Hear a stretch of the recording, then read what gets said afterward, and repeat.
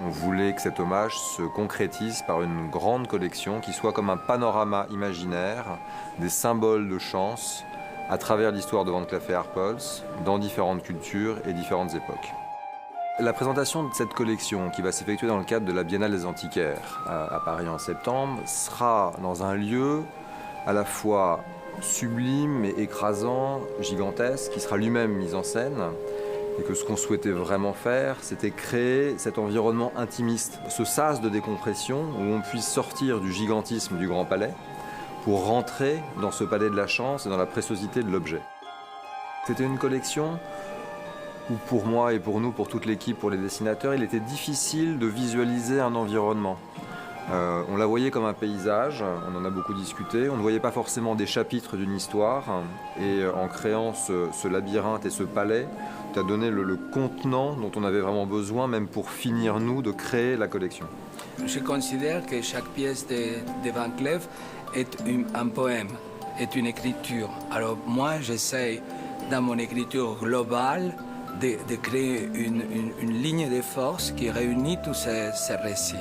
Et alors, c'est plutôt cette inspiration-là qui vient de la force narrative des bijoux et qui permet après avoir cette histoire qui se déroule, cette promenade qui est proposée.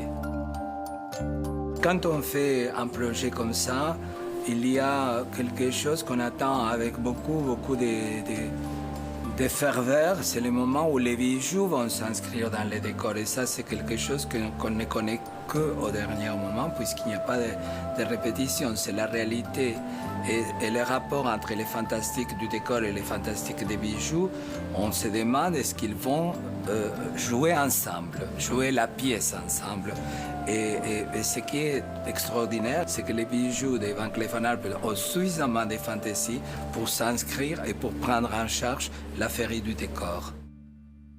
À travers son histoire, Van Cleef & Arpels a montré et continue à montrer que cette vision positive du monde, cette inspiration narrative, féerique, enchanteresse, peut donner naissance à des créations toujours différentes, toujours surprenantes, toujours renouvelées.